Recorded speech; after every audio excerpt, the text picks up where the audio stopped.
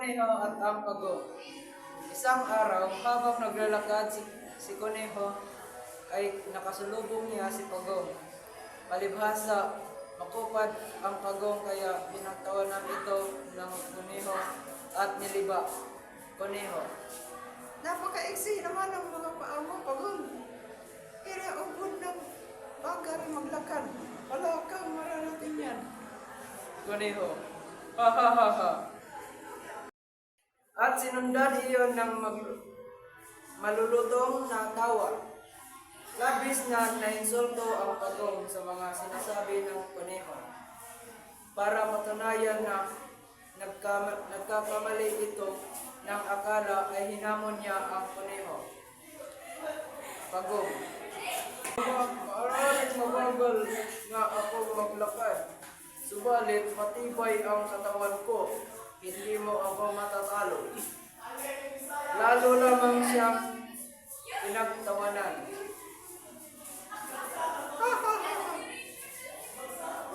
Nabibigla. Kaya ta, Pagong. Baka mapaiyak ka lamang. Wika ng Kuneho. Pagong.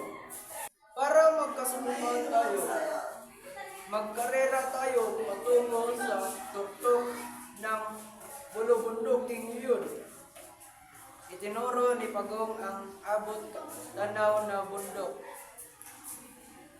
Ganoon na lamang ang katuwaan ng mayabang na Kuneho sa hamon na iyon ni Pagong. Nagtawag pa ito ng mga kaibigan para manood sa gagawin nilang karir. Gusto niyang lalong libakin si Pagong sa harap ng kanyang mga kaibigan sa oras na matalo niya ito. Hindi pansin ni Pagong ang panunutya ng mga ito.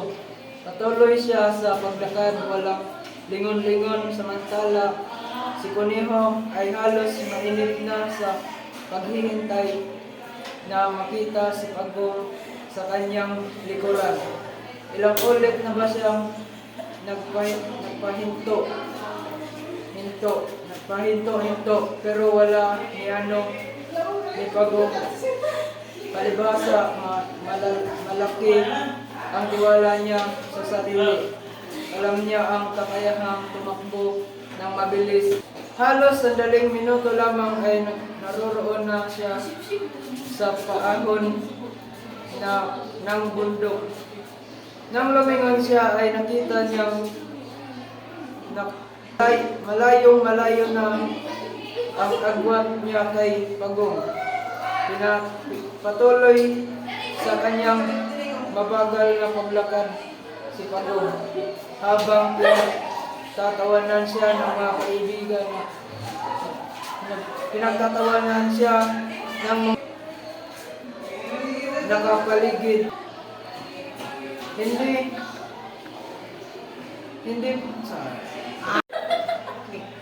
mabilis na ipinasya niyang maidlip muna nang makarating muna siya sa kalagitnaan ng bundok.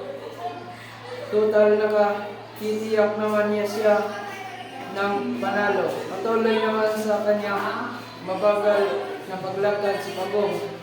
Paakyat hanggang sa marating niya ang kalagitnaan ng bundok. Nararaanan pa niya si Kuneho na mahimbing na natutulog at malakas na naghihilig. Kuneho. Ang Kuneho ay mahimbing na nagtutulog. Nilampasan niya ang nagpatuloy siya sa paglalakad hanggang sa marating niya ang hangganan ng kanilang karera. Noong magising naman si Kuneho ay muli itong tumitingin sa ibaba ng bundok, subalit hindi pa din makita si Pagong. Kumanda na siya maglakad muli paakyat ng bundok, subalit Ganon pa lamang ang gulat niya nang matanaw si Bagong na naroroon na sa tuktok ng bundok. Naunahan na pala siya. Ang makukuhang aral sa kwentong ito ay huwag maliitin ang iyong kalaban at huwag magaling o makampante at maging determinado at huwag susuko agad.